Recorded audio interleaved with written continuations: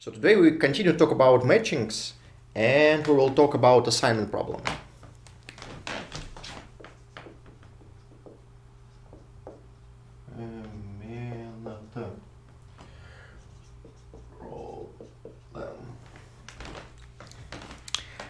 So what is an assignment problem? Assignment problem is basically a problem to find the minimal or maximal weighted matching. So in all previous problems we didn't have any weights in our graph. So we have capacities for flows, but it's kind of different thing. Here each edge of our graph will have some weight, and we want to maximize not just the number of edges, but we want to maximize the total weight of all edges, or minimize. Usually in assignment problem you want to minimize this sum, but it's up to you. It's actually the same problem, maximizing or minimizing the sum. So what is the traditional statement of the assignment problem?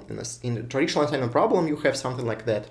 You have some number of workers. Let's see. So you have some workers and you have some jobs.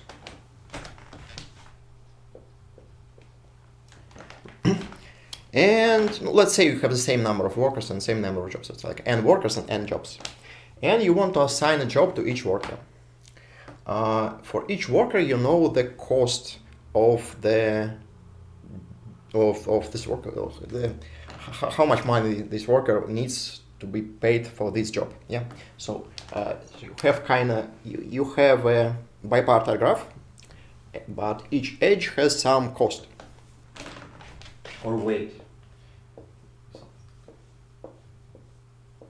So it's weighted. So each edge has some weight. Say 8, 6, 5, 3, 7, 2, something like that. And what we want to do is to assign the jobs to workers in such a way that the total cost of this assignment is minimal possible. Usually it's sorry, again, for historical reasons, basically. So this problem was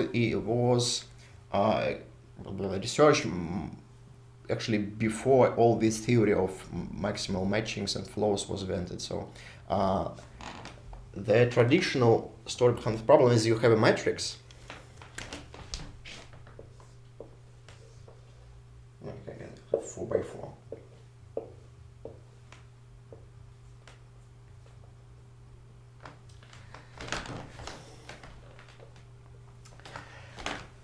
Matrix of costs. So here you have workers, here you have jobs. And you have a matrix which says how much money this worker needs for this job. Let's say the first worker needs for the second is 8. For the first worker and third worker is 5. Second, let's put something here. Let's put 4 here. So second worker needs $8 for the first job, or $6, and $4 for the second job, and this worker needs $3 for the ads, and 7 for this, and 2 for this, something like that. And you can think that you actually have a full matrix. So even if some workers don't want to do some job at all, so you can just put infinities in this cells and something like that.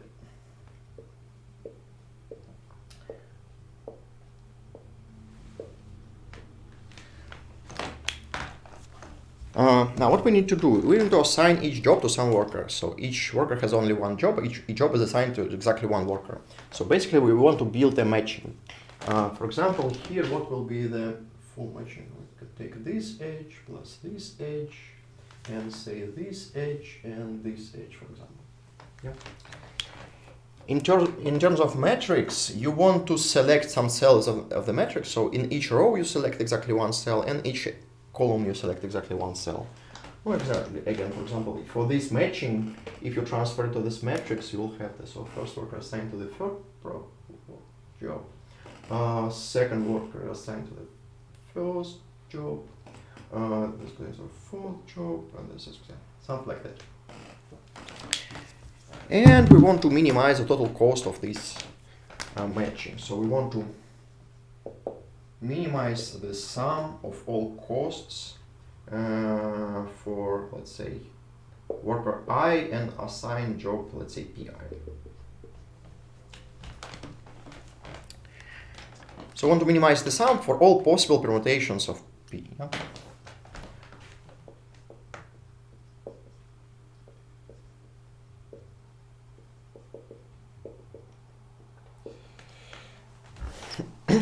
Yeah. So that's the classical assignment problem. Again, it's very practical. Yeah. So for example, if you have a situation like this, you have these workers and these jobs, you want to assign them, and many other cases. So in some cases, you need to assign something to something and minimize the total value of some function. And if this function is just the sum of all different codes between, so if your function of your total penalty, let's say, is the sum of distinct penalties between the for each assignment you have assign some penalty. For each pair, you have some penalty, and your total penalty is the sum of all these penalties, then you have something like that. This is easily just you can just iterate all possible permutations, check this, and you will have n factorial algorithm. Yeah. That's one of the ways to solve this. Now, okay, right. So you can view the problem, assignment problem, like this or like this. So this like a graph representation of this problem. This is like more combinatorial representation of this problem. But basically, it is the same. Okay, that's classical assignment problem. In some cases, you want to maximize this number. Instead of minimizing this sum, you can maximize this sum. If you want to maximize something, like in this case, you can make minus of all the costs, so you can make negative of all the costs and then solve the minimization problem. Yeah. So we will never use the properties of all the numbers being non-negative. We will use them, but not really. So you can solve the same problem if you want not maximize this, not minimize the sum, but maximize the sum. The solution will be exactly the same. In some cases, you may want to, for example, you want to maximize this sum, but you don't want to have a perfect matching. So you may assign something to something, but not exactly assign every node of the left part to every node of the right part. So in some problems, you may want to build not the perfect matching. Yeah, not the full matching. So sometimes you don't need to match all nodes on the left side to all nodes on the right side. Sometimes you just need to make some matching, not exactly maximal matching, but some matching, just to maximize this sum. So in some cases, building the perfect matching will not be optimal. No, okay, think about it. It's all the same problem. Basically, it all can be solved by the same algorithm. Okay, let's stick to this. We'll stick to this problem because it's like the classical one, and we'll explain how to solve this problem using something which is called Hungarian algorithm. Go. So what is a Hungarian algorithm and how it works? Idea. Let's have a very simple idea. What we can do? No, let's see. Let's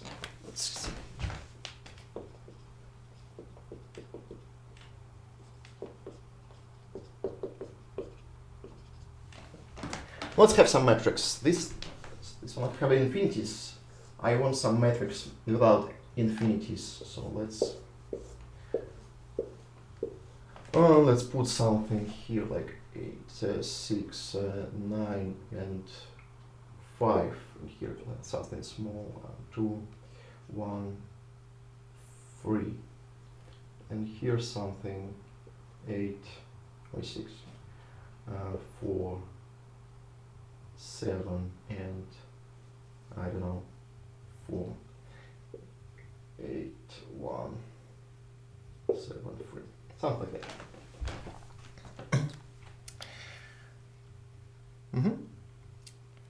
So first of all, what we can do? Branch about? No, it's not nothing about branch bouncing. It's like special algorithm. It's actually quite similar to what we again we want to build some matching. So again, let's stop here. Okay. So for example, if all the edges have the same cost, so if, for example, in this graph you have costs like ones and infinities, then that's just a problem of finding maximal matching. Yeah. So if you have a maximal matching, so if there is a matching, if there is a perfect matching between left part and the right part, then the total cost will be non-infinite. Yeah. And if there is no perfect matching, you will have an infinite minimum. So this minimum will be infinite. So this problem is not easier than the problem of finding maximal matching, obviously, right? So the algorithm will kind of use the same process we used in the maximal matching for the bipartite graphs. So when we discussed bipartite graphs in the first lecture of the semester, so we discussed what's called Schoon algorithm, yeah? So we'll kind of use the same procedure, all these augmenting paths and stuff, and we'll just apply all this all this theory and add the costs to this algorithm. Yeah, it's kind of like that. Again, so here. So what we'll do, we will try to modify this matrix a little bit. How to modify this matrix? We can do the following thing. For example, what we can do, let's go to this graph. What we can do, we can take any node and add the same value to all the edges adjacent to this node. For example, we can take this node, take these two edges, and change them by the same delta. So we can just add CUV, let's say, plus equal delta for all V. Yeah. So you take some node in the left part, take all the edges connected to this node, and increase the cost of these edges by the same amount. An idea is very simple. If you do this operation, the minimal matching will stay the same. Why is it true? Because if you change all the edges connected to some node, then in any matching, exactly one edge will be changed. So if you look at all possible matchings, they all will be changed by the same delta. Yeah? And if you have a set and you increase all the elements by the same delta, you will increase the minimum by the same delta. Yeah? Obviously. So if you change all the edges connected to some node, you will increase the minimum by the delta, but the minimum will stay the same. So the minimal matching will stay the minimal matching in this graph, in this modified graph.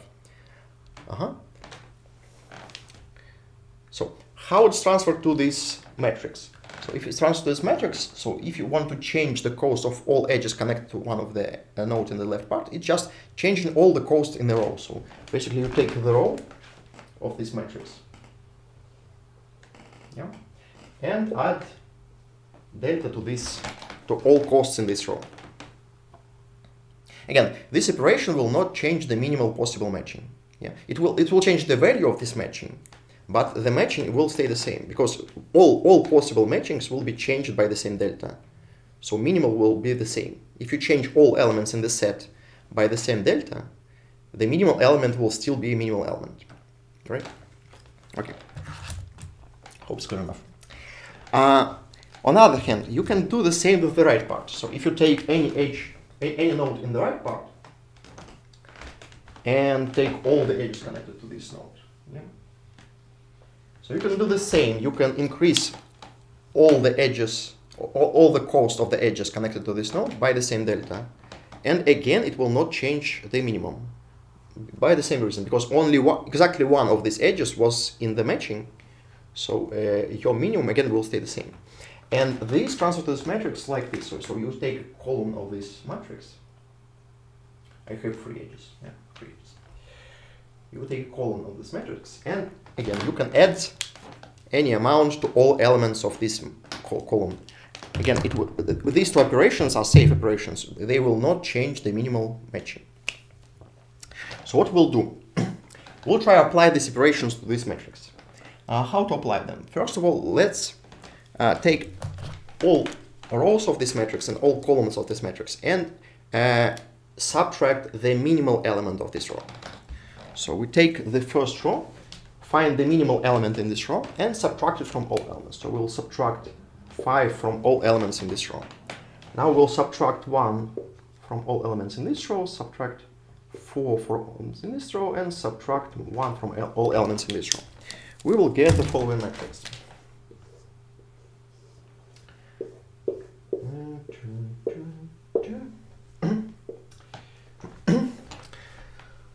Oh, okay, arithmetic is hard. Okay, 8 minus 5 is 3. Okay, I can do it. 1, 4, 0, 0, 1, 0, 2, 2, 0, 3, 0, and finally 7, 0, 6, 2. Something like that.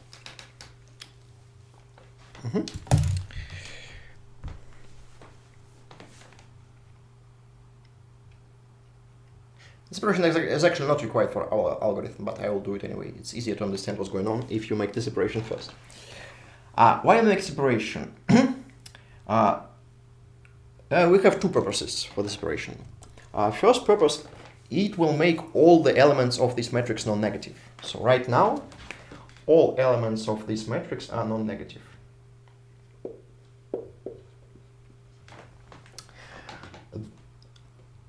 Actually, for this matrix, it was true even before this operation, yeah. But if you had any negative elements in your matrix, then after you apply this operation, after you subtract this minimal element, all elements will be non-negative, right? Now, the second interesting thing is, in this matrix, you have a lot of zeros. Let's mark them. So you have these, and these elements are all zeros. And having many zeros have a big advantage. Do I have a recommendation? I think I don't.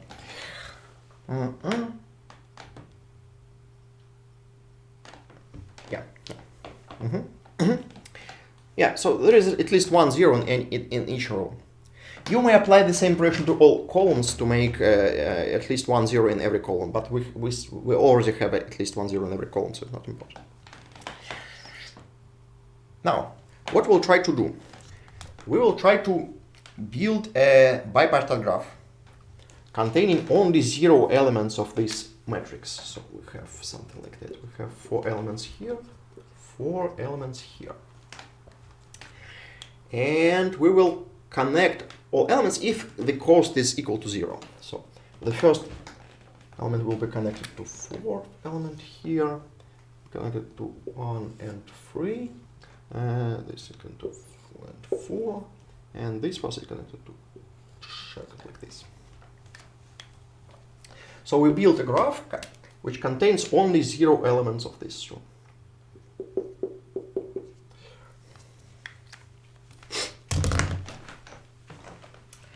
Now,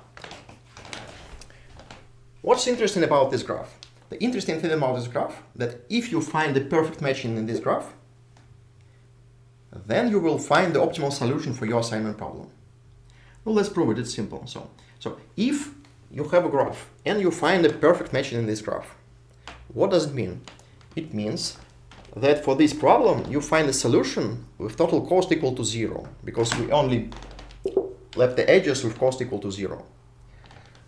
So we have a solution for this problem with total cost equal to 0, but all elements here are non-negative.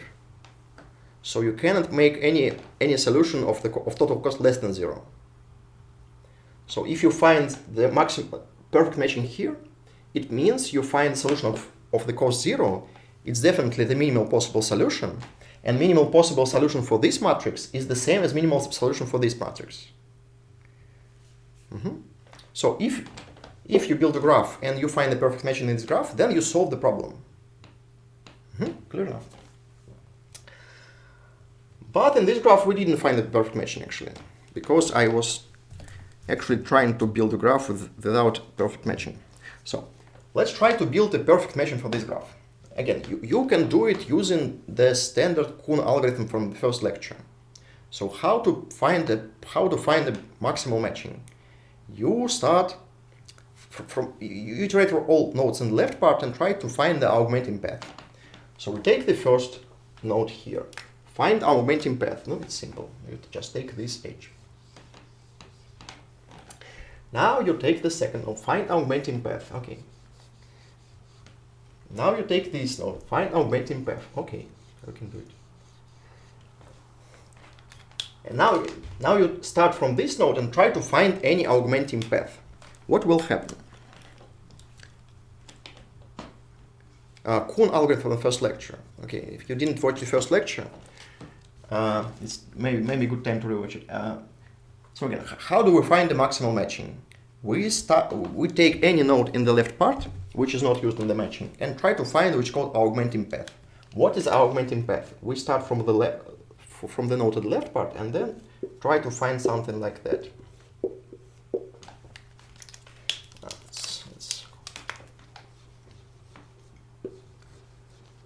So we try to find path like this.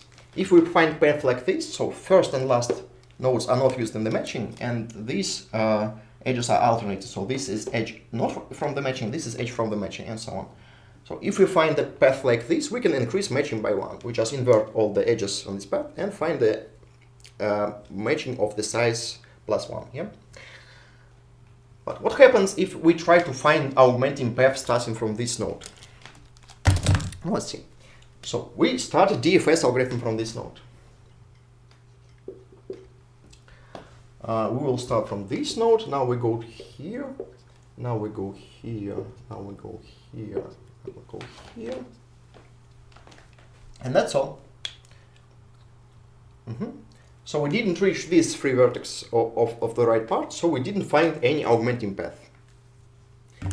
If we didn't find any augmenting path, it means we cannot increase our matching. Yeah. So we find the matching of size 3, but we cannot increase it to have a matching of size 4. Yeah. That's it. We want to have a matching of size 4, but we cannot find it.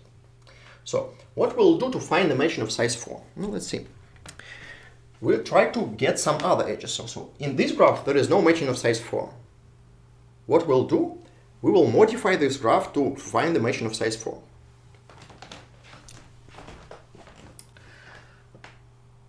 How to do it? Well, let's see.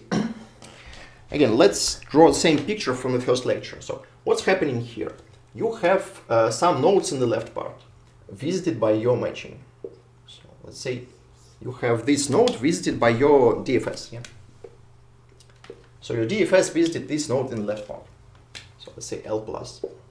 And you have some nodes in the right part visited by your DFS.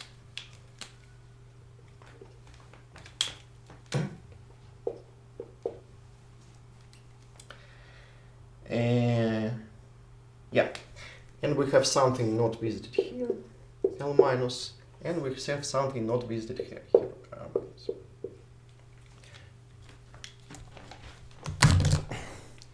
That's just a picture from the first lecture again. So we started DFS, and I just put everything marked by the DFS in this L plus and R plus, and everything not marked, like this node, in this L minus and R minus. So what we want to do?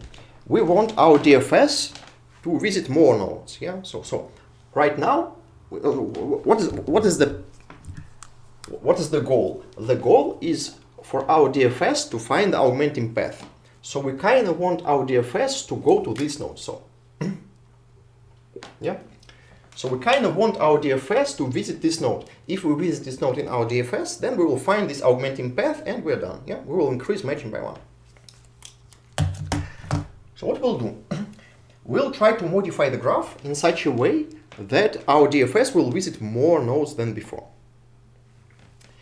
How can we do it? No, let's see. So right now, these nodes are visited from our DFS, and these nodes are not visited from DFS. So if we want to increase the size of the visited nodes, we there are two ways we can do. Yeah, we can create a edge from here to here, or we can create edge from here to here. Yeah. So somehow we need to find an edge like this. Okay, let's see. Well, first of all, you can't make edge from R plus to L minus, because there is never edge from R plus to L minus.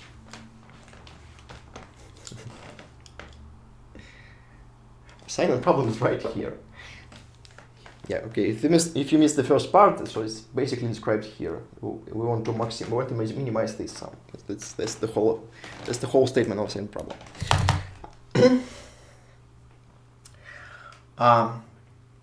So again, if you remember what happened in the first lecture of the semester, there may not be edge from R plus to L minus. Basically, because if the edge goes from right to left, it's the edge from the matching. Yeah? And every edge from the matching, so it's edge like this. Every edge from the matching always go from some visited to some visited. So if you visit this node, you will visit this node. So you can't have edge like this.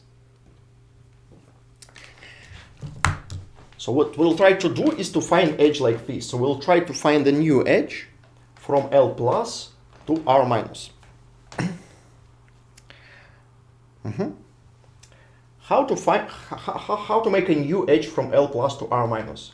No, so there are some edges, but they are not zeros. Yeah. So we only consider edges with cost equal to 0. So we need to take some edge from here to here and make it 0. How to make this edge 0? Well, let's look at all possible edges from here to here. So let's take L plus and R minus. So L plus is 1, 3, and 4. Okay. And R minus is 3. Yeah. So this is R minus, this is L plus. So let's look at all intersections of L plus or minus. This is basically these 3 edges. So these are 3 possible edges from L plus to R minus. Let's take the minimal edge. So let's take the edge with the minimal cost going from L plus to R minus. So let's say delta is the minimal cost UV such that U belongs to L plus and V belongs to R minus.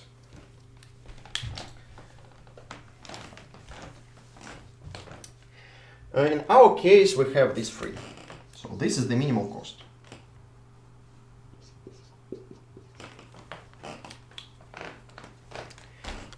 Now, what we'll try to do? We will try to make this edge, the cost of this edge equal to 0. And we will do our best to not destroy everything else. So, how to make the cost of this edge equal to 0? Again, we will do this safe operation. So our safe operations is to change all the values in the row by the same value, change all the values in the column by the same value. So let's we'll try the following. We'll take all these rows and decrease them by this delta. So we'll make -3 to this row, -3 to this row. Oh, not this. We need only these 3 values: -3 to this, -3 to this. But if we do these operations, they will affect not only these 3 values, but all other values in these rows. So we will make a correction. So I want these 3 values to be decreased by 3. So I will decrease these 3 rows by 3. And I'll make correction to these 3 columns. So I will make +3, +3, and +3 to all these 3 columns. So again, my idea is to make one of these elements equal to 0 and probably didn't break anything else. Yeah. So how to make these elements, one of these elements equal to 0? I take the minimal element this 3, and decrease the values in this row by 3, and increase values in this columns by 3. So I will not break anything else. Yeah? I still want all elements to be non-negative. So if you just decrease all elements by 3, you will have some negative values. I don't want to have any negative values. Yeah? So I will decrease these rows by 3 and increase these columns by 3. What will happen? I will have some new matrix. Let's draw it here.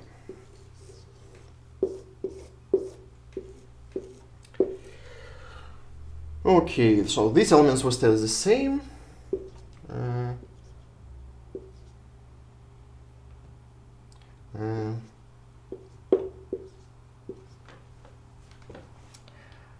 And this element. Now, in these 3 elements will be decreased by 3. Yeah, so I make minus 3 for these elements and didn't make plus 3. So these elements will be decreased by 3. So I have 1, 0, and 3. Yeah. Now, all elements in this row will be increased by 3 because I make plus 3 to all these elements and didn't make minus 3. So I will have 3, 4, and 5.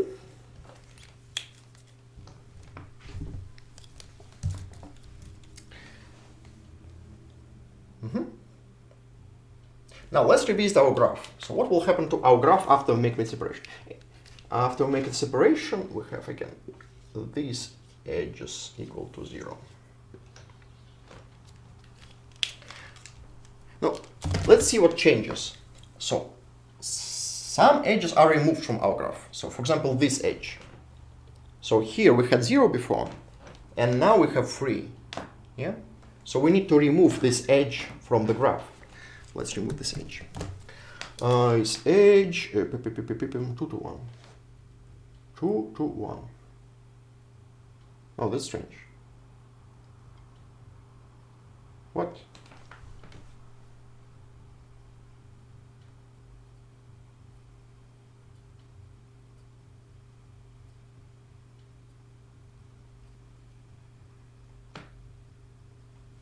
I made something wrong. What did I wrong? Ah, so this edge. Oh, why didn't you point out? So I have 2 points here. I have 2 points R minus. In R minus I have these 2 elements. Why didn't point it out? Yeah. Okay. We need to fix everything. I have 2 elements in R minus, these 2. Yeah.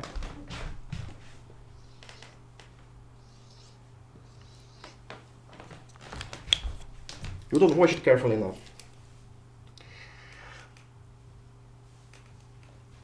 So minimum is 2. Need to fix everything.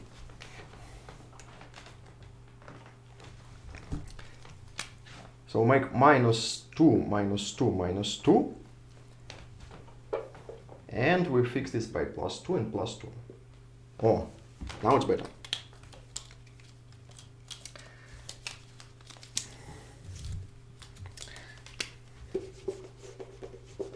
Okay, second take. Let's try.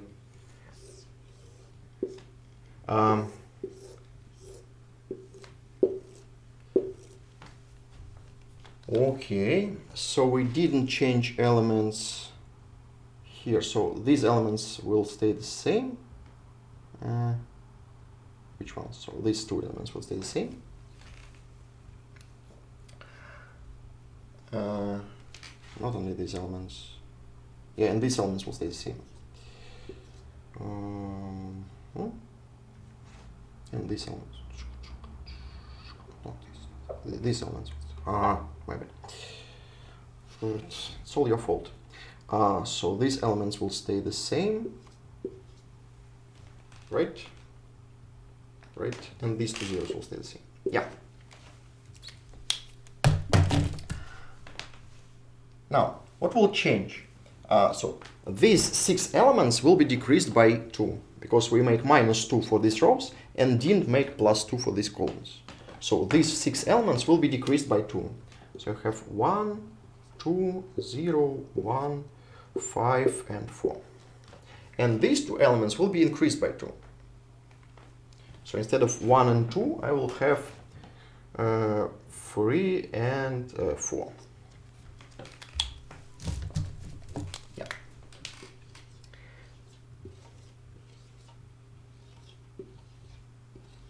Yeah. Now it's better. Now, what happened? I didn't lose any zeros, right? Sometimes you may lose some zeros. We'll talk about later. So let's see what will be the difference. So difference is I added 1 more 0 here. Yeah. So now this element became 0. Yeah. So I will have 1 more edge in my graph. This edge connected 3 to 1. Yeah. 1 more edge like this.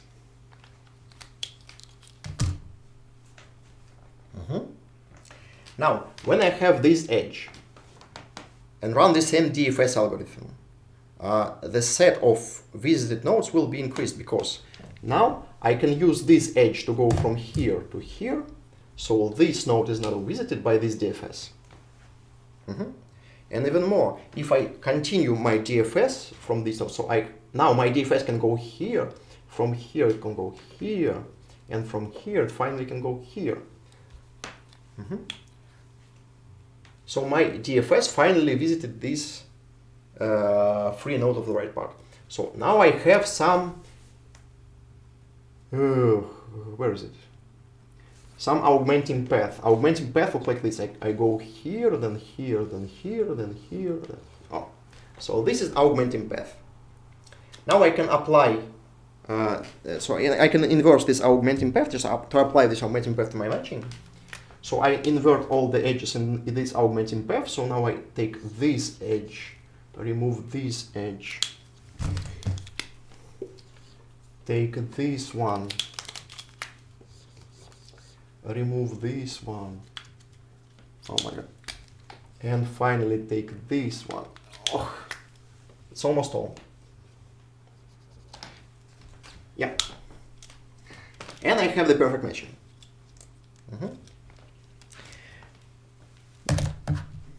Now, how this perfect matching looks here? So perfect matching, I connect first to the 4th. So I take this edge, I take to second, 4th this edge, 3 to 1 this edge, and this edge.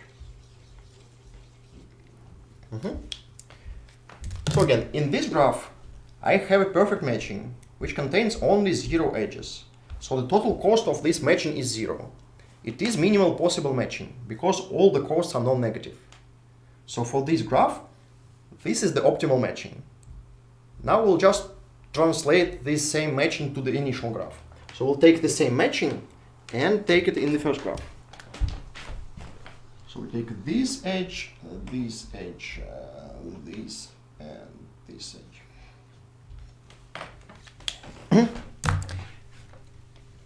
And now I just claim that for this matching, so this is the matching of the minimal possible cost for the initial graph. Again, why is it true? Because all the operation I made did not change the optimal matching. Again, all the operation I made just increase all the values in the row or increase all the values in the column. These operations will not change the minimal matching because you will change all the matchings by the same value. So you apply some of these operations, and in the end, you will have some graph with perfect matching of the cost 0. This perfect matching is the optimal matching for this graph, so it is optimal matching for the initial graph. So you just take this answer and put it here, and you're done. So this is your final answer. Ta-da!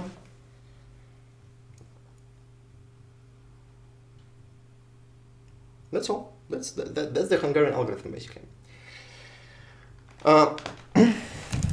Now, okay, let's prove it's actually working. So what I want to prove? I want to prove that this operation. So again, what I did in this operation, I take this L plus, all these rows, and add delta to all edges connected to this L plus. Now I take all the rows or all the columns which are not in R plus. So I take all the columns in not in R minus. So I take all the columns in R plus and say minus delta. So I say minus delta to all these edges and say plus delta for all these edges. Now, when I apply these operations, my costs will change. So I will have some additional zeros and remove some of the old zeros. So let's see what happened. So what happened? Which edges can actually be removed? So you can remove some edges if this edge was 0 before, and after this operation it became non-zero. Yeah.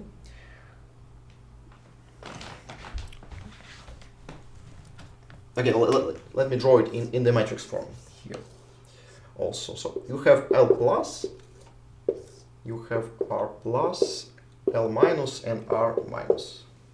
So what you're doing here is you find the minimal element between L plus and R minus and plus and R minus. So you find the minimal element here. Now you add delta to all L plus, so you say plus delta to all these rows, and say minus delta. And you say plus delta to all these columns. So what will happen to your matrix? So in this region of your matrix, nothing will change because you added delta and you subtracted delta. Yeah? So this region will not change. For this region will be decreased by delta. This region again will not change. And this region will be increased by delta because you add delta and didn't remove delta. So it will be plus delta for this region.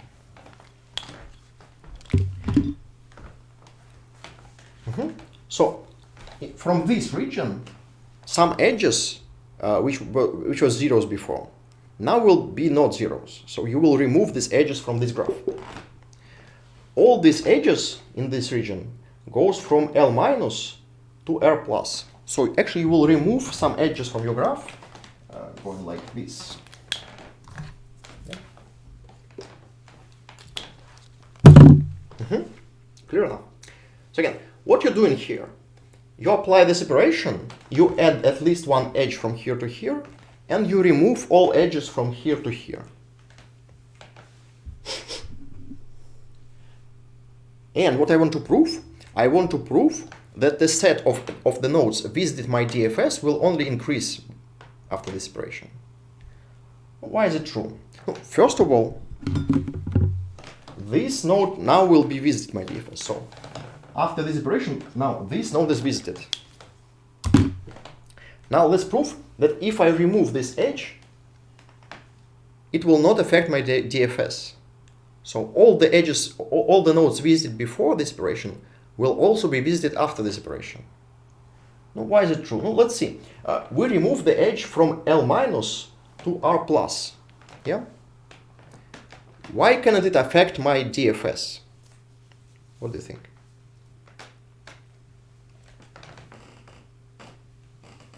Again. What happened? I have some free node in the left part. Yeah. So I start DFS from some node here. So I start DFS from this node. Yeah. This DFS visited some nodes of my graph. Now I apply this operation. This operation will not only add some edge, but it also will remove some edges. All the removed edges go from L minus to R plus. Can it actually affect my DFS algorithm? If you remove some edges from your graph, it will actually affect your DFS, right? If your DFS used this edge and now you removed it, then some nodes which were visited before will not be visited anymore, right? So you need to be careful, kind of. So if you remove the edge, you need to be sure that it will not affect your DFS. You want all the nodes visited before will also be visited after your operation.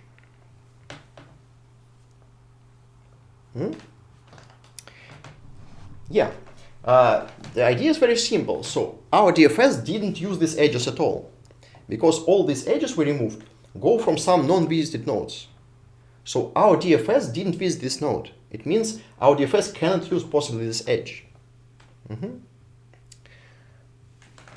Oh. Okay. So our DFS didn't use this edge. So if we remove it, nothing will change. Yeah. Our DFS will still be able to visit all these nodes here. So again, the full proof. So you make the operation like this. You find the minimal element in this set, and then subtract everything from here and add it to here. This operation will add at least one edge from L plus to R minus, and remove all edges from L minus to R plus. After these operations, all nodes in L plus and all nodes in R plus will still be visited by DFS. So all these nodes are reachable from this initial. So we start DFS from this node, and all these nodes are still reachable from this initial node. Yeah, and this one new node will also be reachable from the starting node. So the set of reachable nodes is only increasing. That's all. And now we just apply the same operation until we reach this free node in the right part. If we reach the free node in the right part, we just stop this operation and just increase the size of the current matching. Ta-da!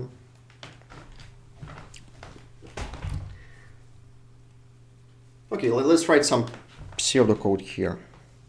So what we're doing?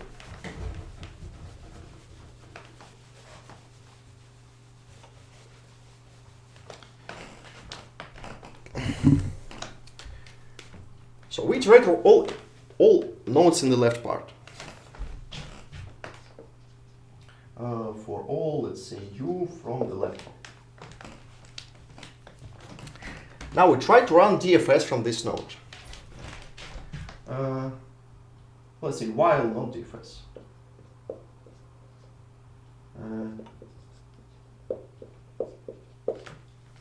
Again, this is the same DFS from the Kuhn algorithm from the first lecture. So it's the DFS which tries to find augmenting path.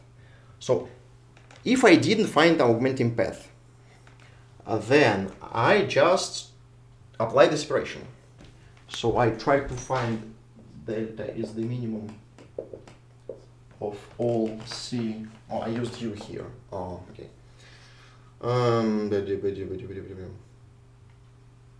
Let's call it S. Okay.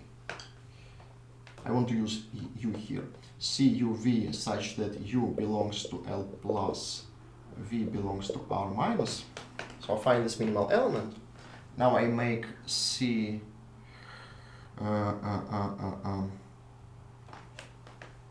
yeah, CUV plus equal delta for all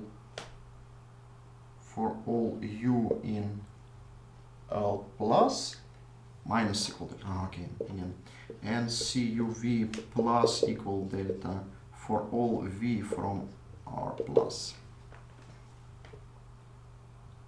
And then continue the same DFS. Again, at some point, so since the number of nodes I visit only increases, at some point I will reach the free node in the right path. So I will find the augmenting path. And when I find augmenting path, I just apply augmenting path here.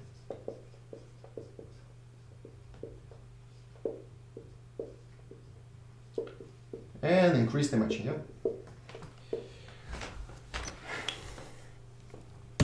That's basically the whole Hungarian algorithm.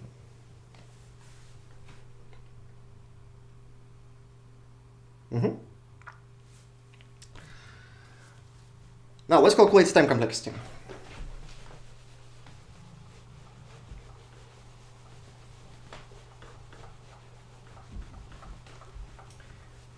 So what is the time complexity of this algorithm? So if you apply it just like this, if we just implement the Hungarian algorithm like this, what will be the time complexity? So what we're doing here, we iterate all nodes in the left part of the graph. So we run this for n times. Now in this while loop, we try to find the augmenting map. So each time we run this DFS, and if we didn't find the augmenting path, we apply this operation and increase the size of the set of the visited nodes. So how many times can we do these operations? What do you think? Or how many iterations this while loop may take?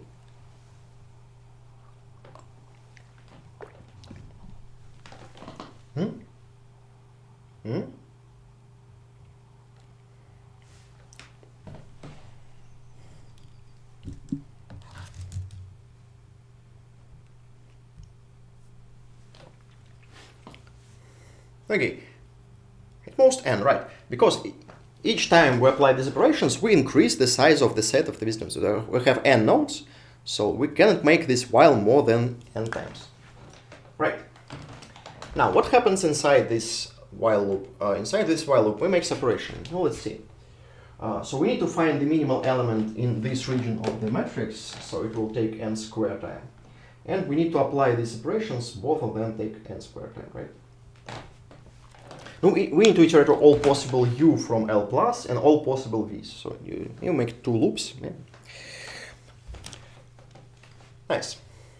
And then you need to apply this path. It's simple. So we have an n here. So total time complexity right now is obviously n power 4. Yeah. Yeah. Quite simple. Can we do better? Well, we actually can. So to improve the time complexity, we need to optimize this part. Yeah. So this is the bottleneck of the algorithm. We need to find data structure which will help us to make these operations faster.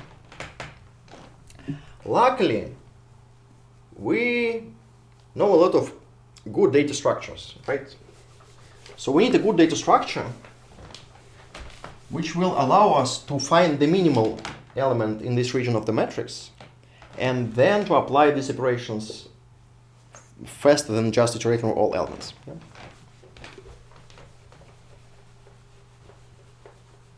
Let's start from these two operations. So I want to let's make a data structure which is capable to do two types of operations. So I want to maintain some matrix of integers, and I want to apply two separations. So I want operation add to row I some delta. Yeah. I want to be able to add some column.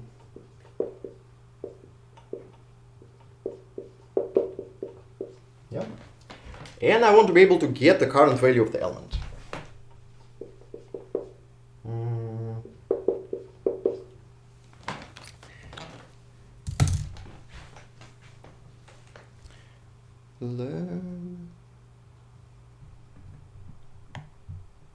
Is it lagging right now?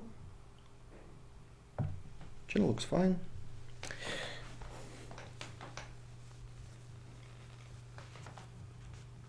So it's not very stable right now.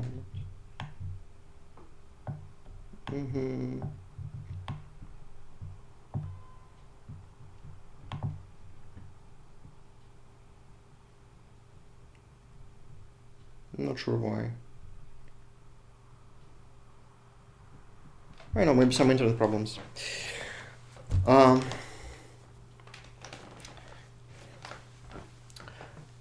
No, I have some dropped frames, but not that many. Okay. So I want to have a you want to design data structure. Let's design data structure. So I want data structure which maintains a matrix of integers. And you want to make three types of operations. You want to add the same value to all elements in a row. You want to add the same value to all elements of the column, and you want to find the current value of the element. Can you make such data structure?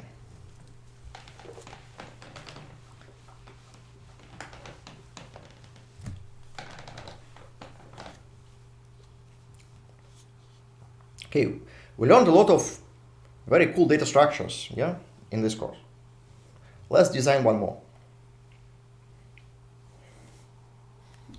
It's actually a nice problem. Yes, you can make two-dimensional segment trees. It's kind of complicated to apply massive operations to two-dimensional. It's possible, but it's, yeah, you can do it using two-dimensional segment trees, but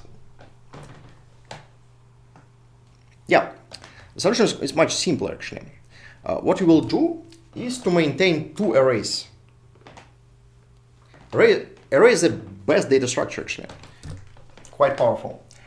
So what we'll do, you will maintain two arrays.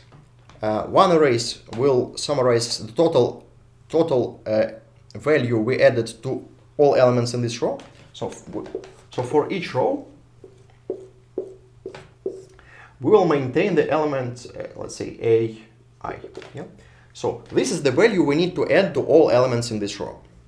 And for each column, we will maintain its value B, J, let's see. So this is the value we need to add the all elements in this column.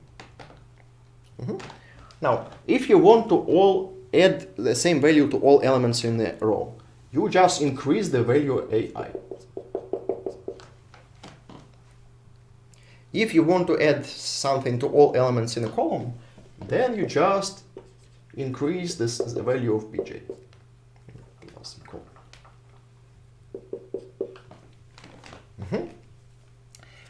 And now, when you want to find the current value of the element, so you want to find the value of this element, you need to take the initial value, then add, let's say, so you take the initial value of this element, then add the value we need to add to this row, and then add the value we need to add to this column. That's all. Cool, right?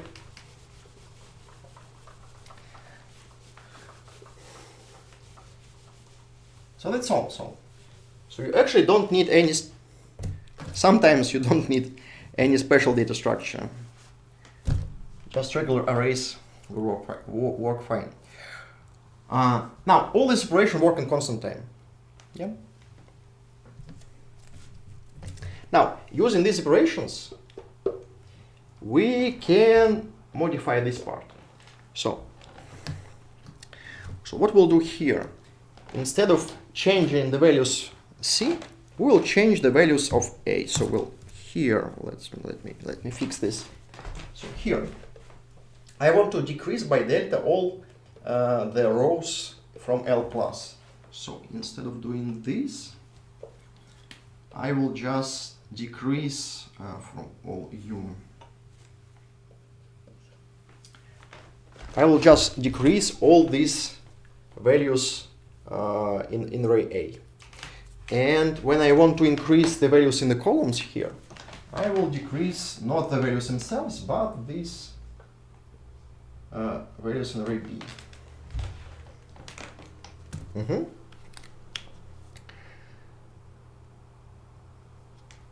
Now in here, when I need to use CUV, I will actually, let me see. I will not CUV, but CUV plus AU plus BB. Like this.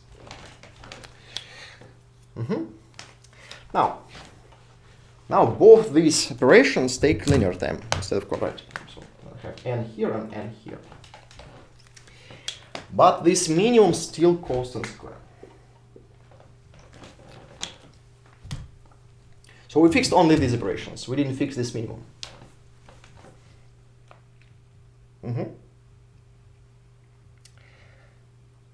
Now, how can we find this minimum in linear time? No, there are multiple ways actually. So let's see what's going on here. Again, we have this matrix. We have L plus. Why did I erase it? Okay, I will just draw it again.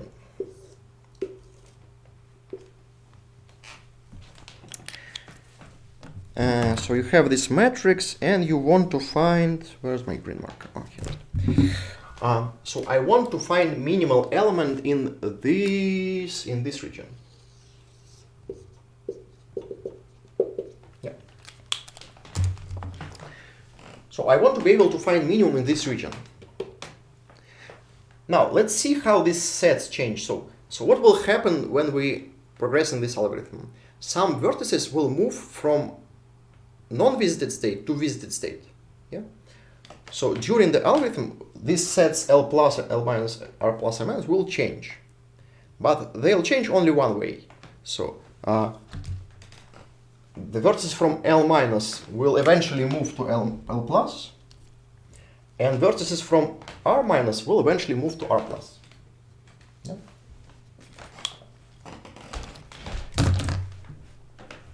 So this is your set where you need to find your minimum value. Yeah? So you need to find minimum value in this area.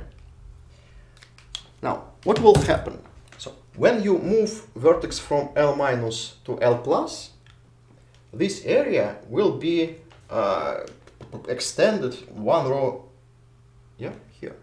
So if you have some node and it is moved from L minus to L plus, then you have one more node to L plus. So this is your set where you need to find your minimum. It will be increased by these values here.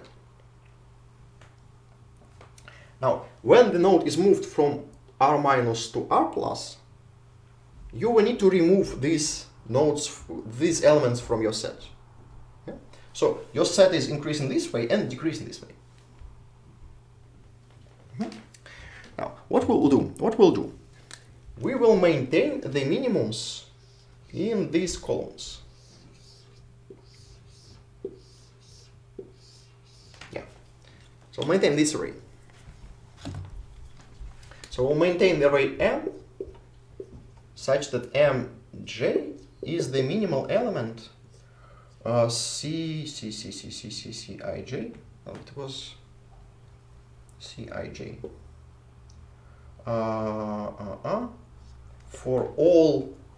For all i's in L plus.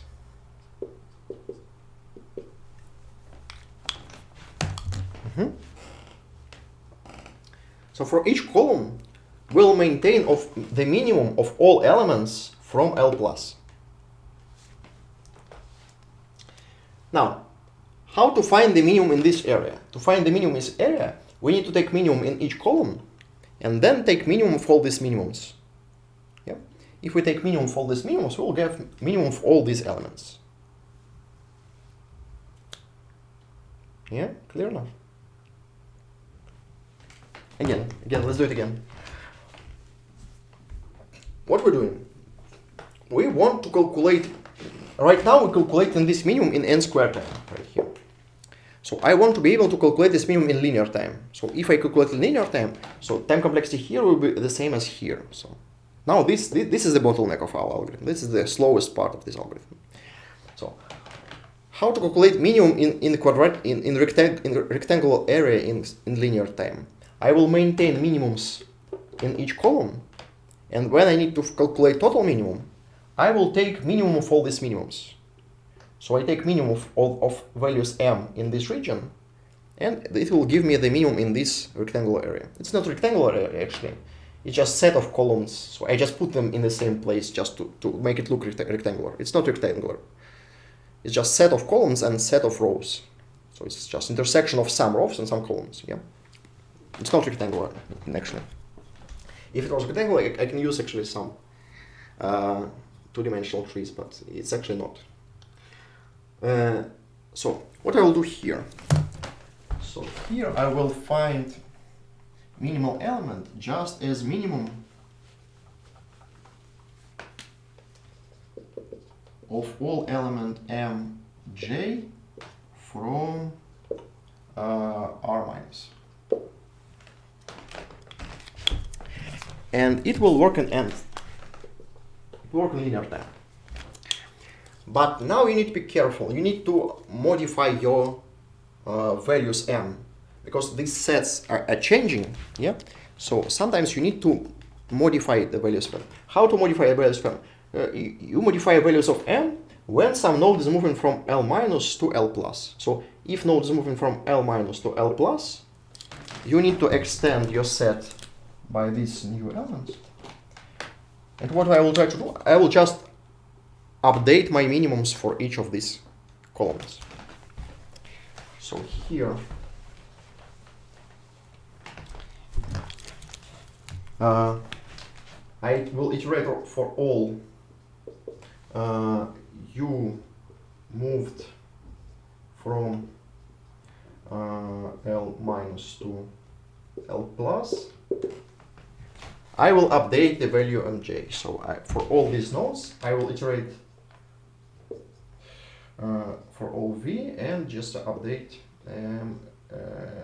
v minimum of the old value and this cuv. Like that.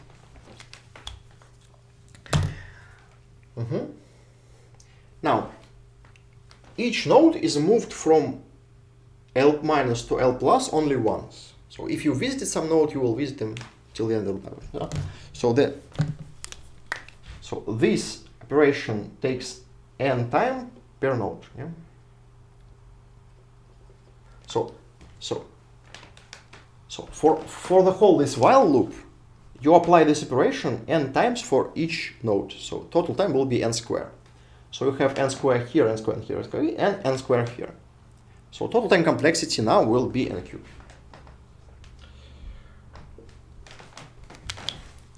The contribution of the okay, makes sense, yes. Let's fix it. So it will be like, yeah.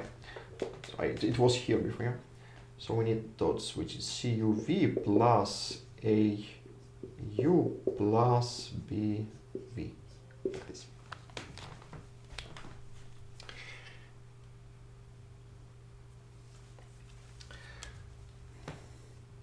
Well, actually, if you do it like this, you need to update all the values because yes, for all elements here, they actually will be decreased by delta. Okay, well, let's do it. So if you do it carefully, you also need to update values here.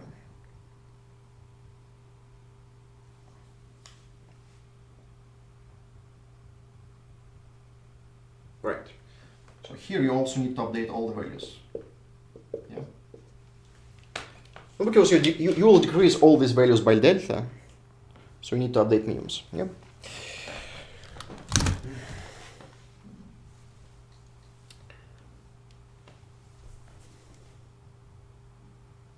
Yeah, I believe that's all. That's the whole Hungarian algorithm in n-cubed time compressing. You can implement it just like this. You can just take this code and basically transfer it to your favorite code. Some parts of these implementations are kind of complicated. You can actually simplify it a lot. So there are many tricks how can you simplify it. One of the tricks you can do actually is here. What you can do is to not take all the nodes. That's not all actually. I just so sorry. I forgot one more thing. Here we have DFS. Yes. This DFS actually works in right? So right now it's n squared multiplied by m because I have this DFS. What you need to do is also you need to modify this DFS, but it's easy. The trick is just to not start DFS from beginning each time, but continue DFS from the point you ended before. So you have some. So you run the DFS. It visits some nodes, then you make these modifications, and you don't remove these marks from the previous DFS. Just continue from the point you ended before. Yeah. So you don't visit the same nodes twice in this DFS because if it was visited before, then it will be visited by the next DFS. So you just keep the nodes visited by the previous DFS and do not start DFS from the beginning. So let's say DFS. just like this. So it's not the usual DFS, it's the continue of the previous DFS. Yeah.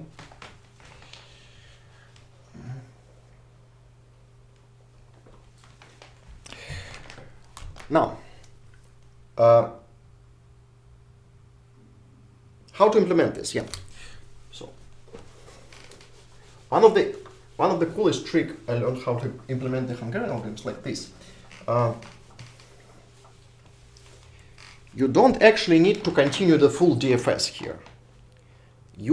Since you only add edges one by one, you can stop in the previous position and add only one edge to your DFS. You don't need to have the full DFS to run all this recursion and stuff. So what you can do? You can start from the simple set. So you can start like this. You can add node S to L plus. So you say L plus equal to node S, and everything else go to L minus, and R plus is just empty set. Yeah. So you can start from this position. And now here, you don't make the full DFS algorithm. You just make one step of your DFS algorithm. So what you do? Let's see, while true. So what you do? You try to find any edge here. So you try to find minimal edge here. So you try to find UV, let's see, is the minimal edge CUV such that U belongs to L plus and V belongs to R minus. Again, like before, yeah, you use the same trick here. So you find this minimal edge. Now you apply these operations. Yeah. Again, like here. Okay. U plus equal to minus equal.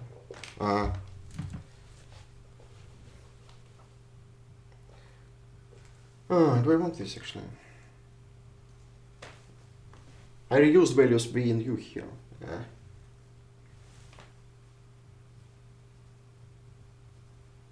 I need to ask. Let's say XY. So I want to keep U and V like here. Yeah. So you have something visited here, something visited here, something not visited here, something not visited here. So let's find just one edge from L plus to R minus, just any edge. So take the minimal edge from L plus to R minus.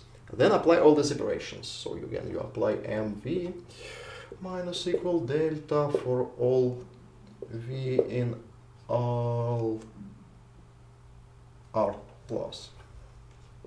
R minus. We'll say AU minus equal delta for all U in L plus. We'll say BV plus equal delta for all V in R plus. Yeah. So I apply all these operations. Now this edge is 0. Yeah, you're kind of sure about this edge. So we have this edge from X to Y. Now this edge is 0. Nothing breaks. So just take this edge and move your DFS one step here. Not run the full DFS, but make only one step of your DFS. So this node is an L plus, so it's visited. This node is R minus, so it's not visited. So now let's visit this node, only one node. So we add this Y to R plus. Y, like this. So we move this Y to R plus. Now what will happen? If this Y is a free node, then we find an augmenting path and we apply this augmenting path. If it is not, then we have some edge from the matching. Yeah. So we'll take this node, let's say P of Y, so like we did in the Kuhn algorithm again. P of Y. Yeah.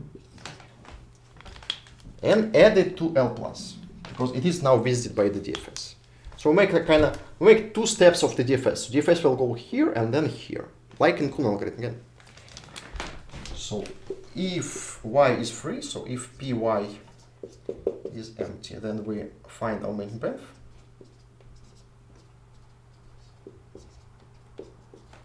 And if not, we will add this py to L plus.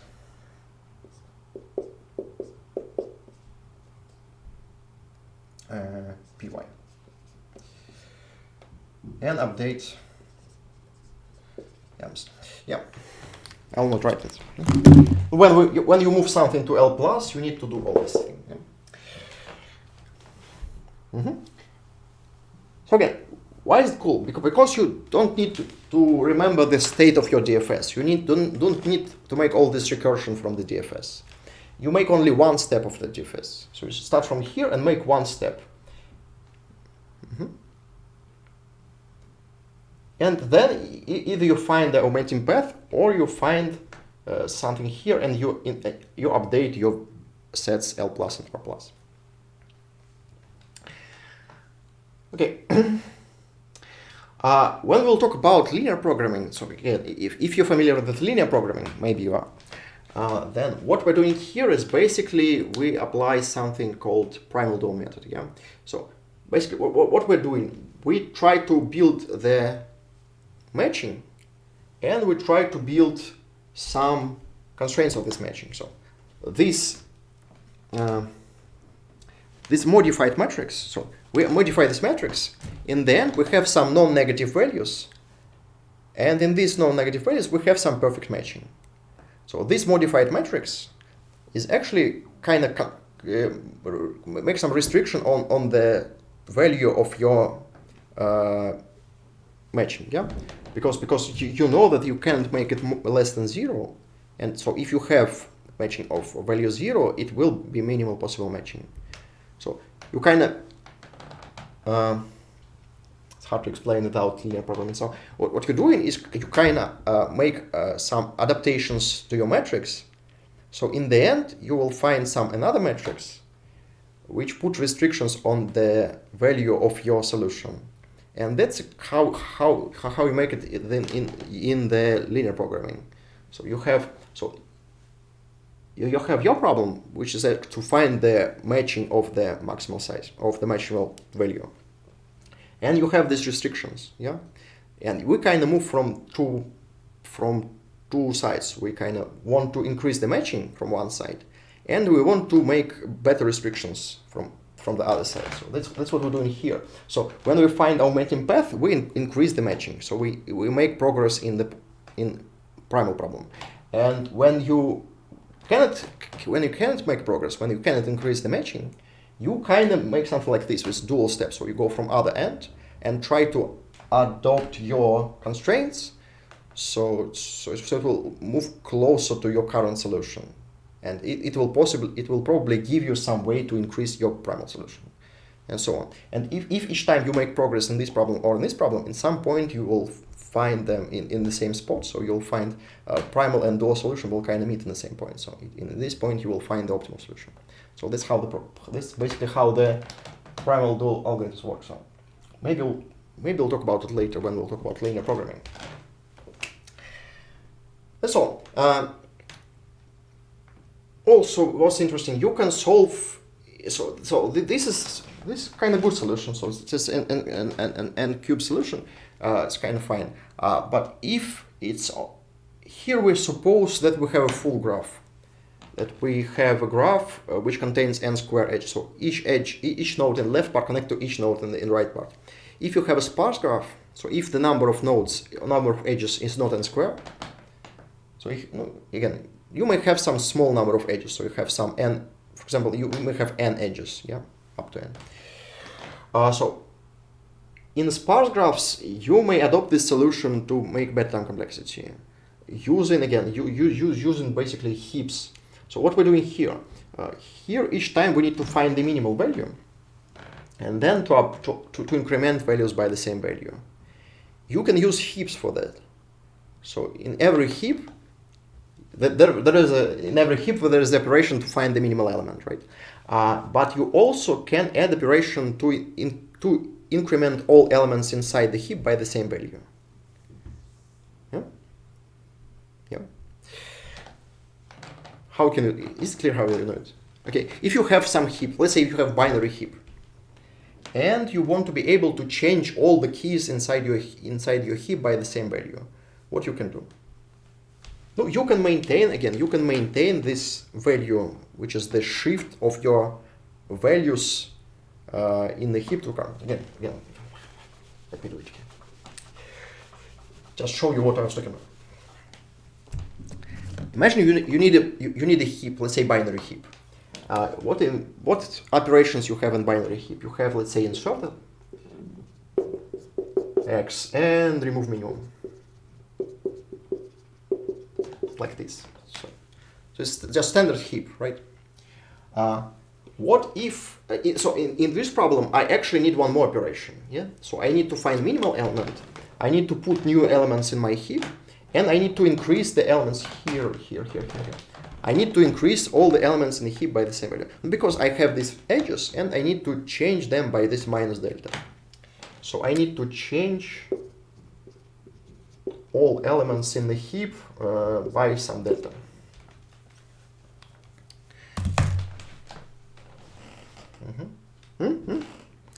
So raspberry, yes, this right period is just so here this modified DFS is just to continue the previous DFS. You can just avoid all this recursion inside the DFS just by making only one step of the DFS. So inside of just continuing this DFS previous, you can just make one step of this DFS. It's what I'm doing here. So here I made just one step of the DFS. Yeah, it's the same things here. It's just simplified. Yeah. Back. So imagine you need a binary heap. Yeah. So you have these operations insert and remove minimal element. I want to add one more operation to my binary heap. I want to be able to change all the values inside my binary heap by the same value. How can you do it?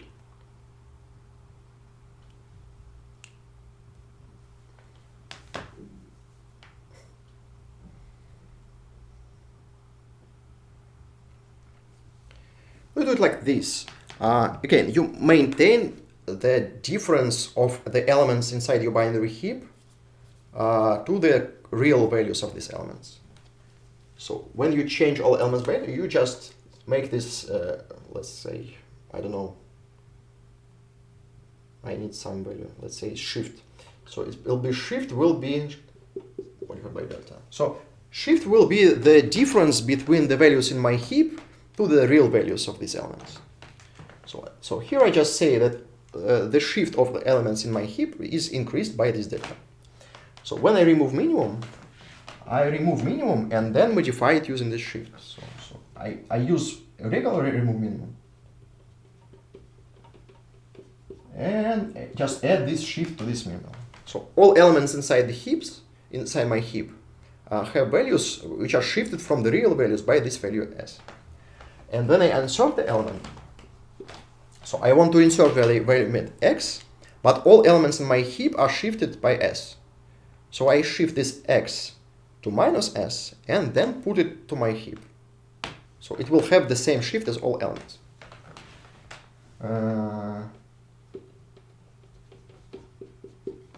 Like this. So that's how you implement. Again, you can apply the same technique to any heap. Yeah? So you can apply it to binary heap, to even to Fibonacci heap. Yeah? The same way. And it will allow us to do these operations. Again, why you need these operations? Because what we're doing here, we need to take all the edges from L plus to R minus. So you have a minus. So what we're doing in this algorithm, we take all edges from here to here. Then we get the minimal element from this set. So this is why I need to remove min. Yeah? And then we change all these values in this in the set by this delta. Yeah? So we need to be able to maintain this set of edges. We need to be able to remove the minimal elements from this set. And then we need to change the weights of all these edges by this delta. So what's what I need. So if you do it like this, you will get time complexity something like. So again, if you have a sparse graph, so the number of edges is not n squared, it's less than n squared. So you can do it like this. So again, each time you do all the same things, but you use some, let's say, binary heap to find the minimal element here. So you find the minimal element in log n time in your apply operation. So total time will be something like nm log n. Or alternatively, you can use Fibonacci heap. If you have Fibonacci heap, you will have something like n multiplied by n log n plus m, like in Dijkstra with Fibonacci heap. So again, this is if you have a dense graph, so if your number of edges is like n square. If you have a sparse graph, you can do something like this using heaps to find this minimum in log n time. Okay, I think that's all for today.